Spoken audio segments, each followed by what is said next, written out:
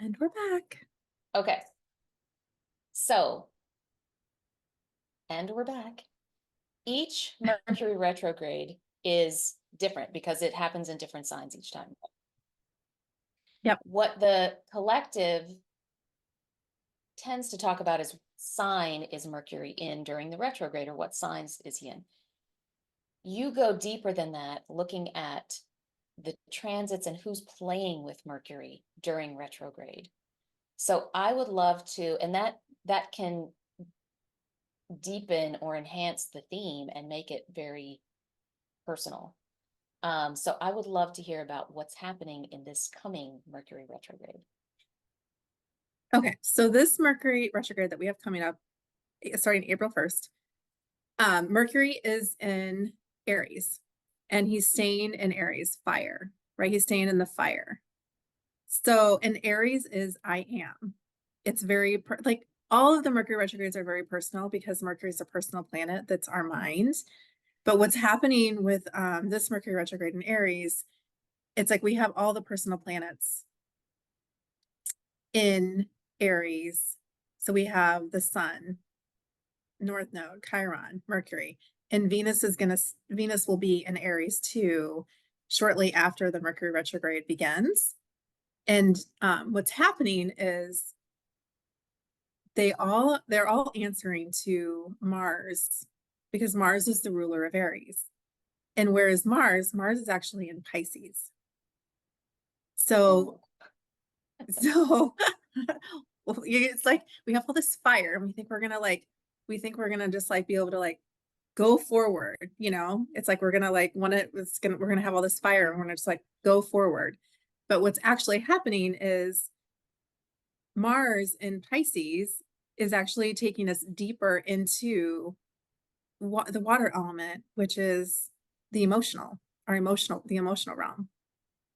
So it's like, I know it's so interesting because everybody's like, oh, I've been hearing like, I'm so ready to get out of Pisces season. And it's like, not yet. It's not happening yet.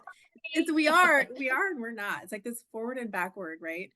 But Aries and like, so all this Mercury retrograde happening in Aries is, it's all about who we are, who I am, who am I? It's like, that's the question to keep asking is who am I? And whatever Right, is because not Aries, I true, am. because Aries is I am. So the question to always be asking is who am I? And whatever is not true to that, let it fall away. Like Mars can really help cut things and sever things and really help to remove things so we can just be our who we are, be who you be, right? Um, and it's really, really it's key. It's like happening for us. Like this Mercury retrograde is happening for us in such a particular potent time because Pluto just went into Aquarius. And that's us being authentic to ourselves. And we have to be authentic to ourselves to be authentic in the collective. Like I am Mercury helping us be authentically us so we can be who we're here to be out for the collective to help everything shift and move forward into the new earth that we're creating. So what's happening, it's really fascinating because in the last Mercury retrograde, Mercury was making these aspects with other planets, outer planets, Saturn and Jupiter. And this one, there's only one thing that he's meeting with, and that's Chiron. And he meets Chiron 3 times.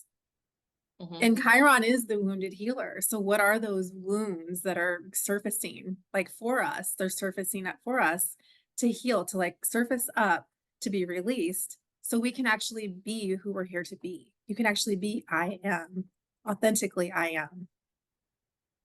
So that's what a big part of this Mercury retrograde feels like. It's just like really cutting things away and severing things, but in the watery, right? It's not the fire is just like wanting to like push, like it's just going to force forward, it pulls us forward.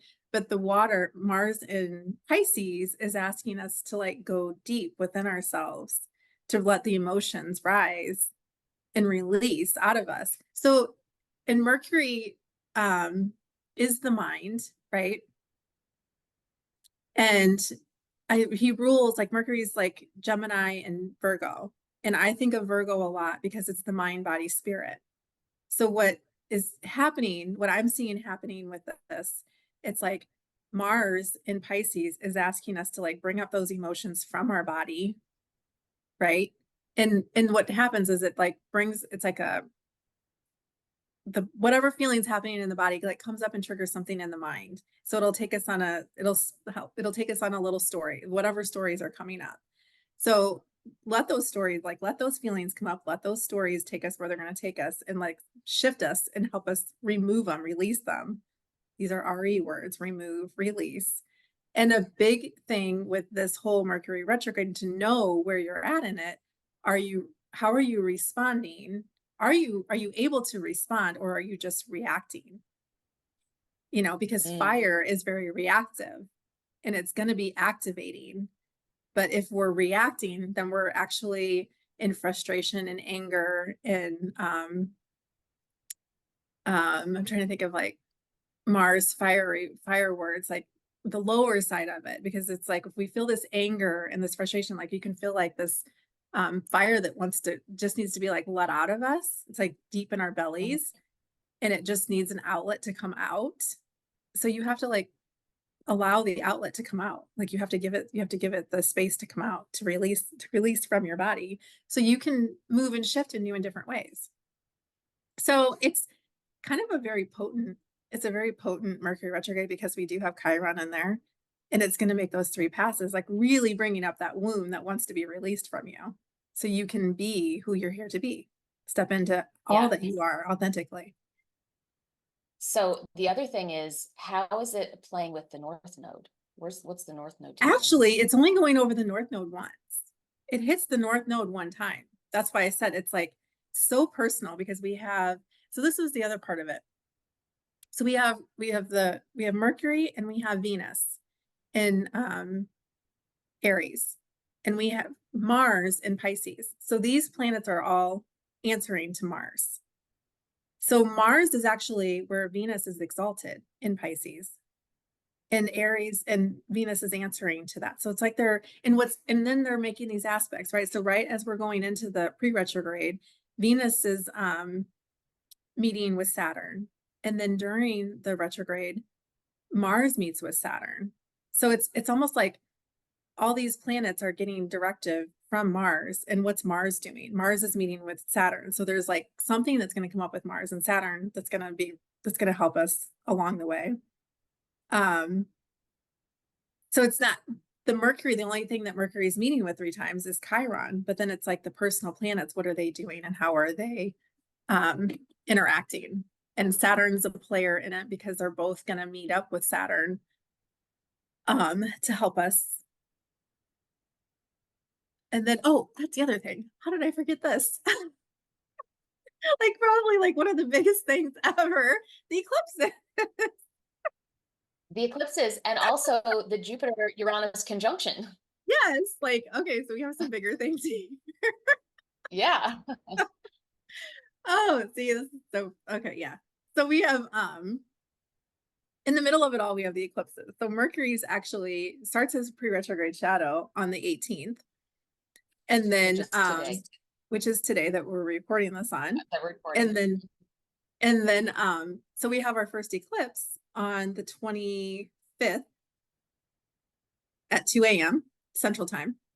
And it's a lunar eclipse. So it's the full moon lunar eclipse in Libra. It's at 5 degrees Libra. And so we have that first eclipse, and that's ruled by Venus, right? So here we have the Venus, and Venus during this eclipse, Venus is in Pisces, where she's exalted. And then April 8th, we have the new moon solar eclipse happening at 19 degrees of Aries. So there's something in this that's like, and that's ruled by Mars, right? So here again, you have the personal planets, this Venus and Mars, and they're all these personal planets have like have all this stuff for us to like work through and like see. Like there's things that we need to see within ourselves to like really shift. And it's like it's a time of change. Like it's a big time of change, and it's like it's personal change. So what things are happening like, if you're not changing, you're be prepared to be changed because change is inevitable. And it's like all the changes that are happening is happening for us to help us shift and move in a new direction, in a new way. So the collective kind of theme for this Mercury retrograde is going to be change, but the change is going to be very personal based Very on personal. Yeah. where things I mean, really you have happening, all these personal in your chart. you do, and I mean, there could be something really big that happens in the collective that's gonna make everybody change. I don't know that. Like when I look at astrology, I don't get into the collective energy so much. I really make it personal Hmm. because our own personal journey is how everything shifts and changes in the collective. When we go into ourselves and we heal and we go deeper within ourselves, that's how we shift and that's how we change. And that's how we become who we are here to be. And that's how the bigger collective also shifts and changes. Because if we're in all these if we're in these wounded places unhealed, and that's what we're bringing out to the world, it's just creating more of that. But when we actually go in within ourselves and actually heal, then we bring the healing out to the world. And Hmm. that's so I focus on really the internal, like the personal level of it all, not so much the collective, because the collective is the collective. It's like I can't do anything for the collective unless I'm doing something within myself for myself. And when I do that, that's when I can have a bigger impact on in more places for the collective. Yeah. Yeah. So that's where Okay. I really One focus last on. piece. Mhm. One last piece of this one. So the Jupiter Uranus conjunction also happens during Mercury It retrograde. does. And that's actually happening in Taurus, which is Venus, ruled by Venus, right? And where will Venus be? She will be in Aries. So a minute ago, you said Venus was in Pisces where she was exalted. When does Mhm. she move into Aries? Venus moves into Aries on April 4th. So literally like right Okay. after this retrograde begins on April 1st, and Venus moves into Aries on April 4th at Okay. So 10:59 p.m. Central Time. So it's late at night. during the lunar eclipse in Libra, Venus will still be in Pisces. But then No. April 4th, she moves. Oh yes, yes, yes, yes, yes. Yes. So for the Yes. lunar April eclipse, 4th, she moves into Aries. yes. Yeah. So for the first one, yes, she's in for the first eclipse, she's in exalted in Pisces, and then for the second one, she's in Aries. Yes. Okay. For the solar eclipse in Aries at 19 degrees, Venus will be in Aries. And then Jupiter Uranus conjunction happens in Taurus, ruled by Happens in Venus, Taurus, who is in ruled by Venus, who is in Aries. Yes. So in that, I feel like, I mean, it's like everything we're doing right now, like everything we've been doing over these last couple of months, it's a buildup. It's like we're building up to this Jupiter Uranus conjunction. Like Jupiter's moving into meet Uranus. So it's Jupiter Uranus conjunction. And it's I don't know. I mean, everyone, it's like what I've been like hearing, it's like good, it's like expansive. To me, when I look at Jupiter and I look at Uranus, what's your relationship with those planets? Because if it's not a good relationship, like if you're not like, I don't want to say good, it's not good or bad, it just is, right? Jupiter is expansive. So he's going to expand whatever's there. Like it's Jupiter, none of the planets are good or bad, they just are. Right. So in one way, it's like Jupiter brings blessings and he like helps, like whatever, if there's anything difficult going on, he brings help and guidance to those difficult areas, right? But if things are expanding, whatever is expanding, he just expands. Like he can't do nothing but expand. That's just his role. And Uranus is, you know, it's known as the Tower card. So it can be like very disruptive and like chaos, but it's also downloads, aha moments, like things coming from out of nowhere. And it's not good or bad, it just is. Like you can get like amazing messages, like amazing like opportunities during that time. And I always think of like, it just really depends on our relationship with the planets. Like I used to have like a fear of Uranus. I used to love Jupiter, like, oh, give me some Jupiter.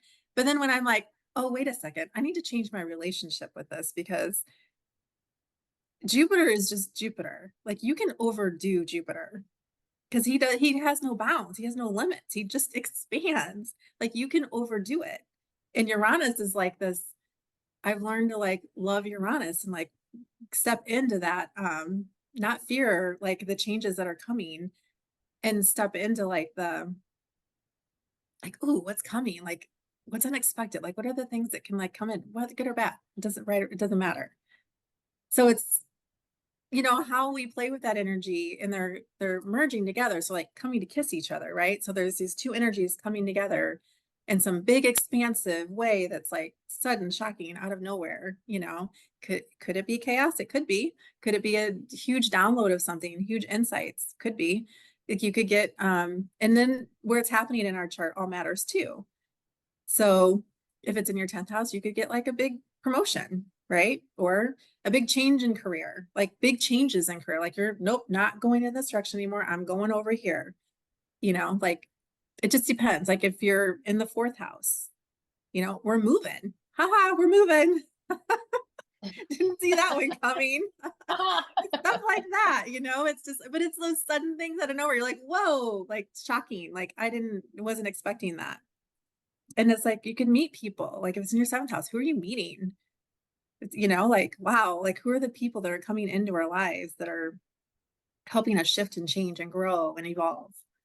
So yeah, And there's but this lots of is all stuff happening, happening with this. What's that? yeah, it's all happening during Mercury retrograde It's all though. happening during So the Mercury retrograde. affecting the mind, but Mars is in Pisces, so the deep emotions, Mhm. so that's all going to play together. Well, and another thing when you said during the Mercury retrograde. So when I think of Mercury, sometimes I think of like Mercury is the mind, but it's like our lower mind. And then I always think of like lower mind because we're always like trying to clear our minds out, right? It's like Mercury is like, I think of lower mind, and then Uranus is like the higher mind. So as we're going through Mm. this Mercury retrograde, as we're journeying through it, it's like, what can shift in our lower mind? Like, what can we move and shift and change in our lower mind to bring that higher mind, like to kind of bring those two together, or to kind of like shift and change so the higher mind can come down and through. So it's not like this explosive and chaotic, like stressful. It's like come into the fun and come into the play of it, come into the curiosity of it, come into the expansion of it, you know, and like really just kind of shift and change like how we're seeing it all. And I mean, I haven't heard anything bad about the whole Jupiter Uranus thing. I'm just conjunction, because the two, I mean, you bring Jupiter in there and you're just like expansive and blessings and growth and opportunity, right? Um, but I feel like it's wherever we're at on our journey, how those things come in, and we just have to remember everything's happening for us, nothing's happening to us. So it's like if we get like this big, oh, shocking, like thing that we weren't expecting, and maybe it doesn't feel so good at the time, it's like over time you'll see how it was actually here to like really help us shift and change in new and different ways happening for us.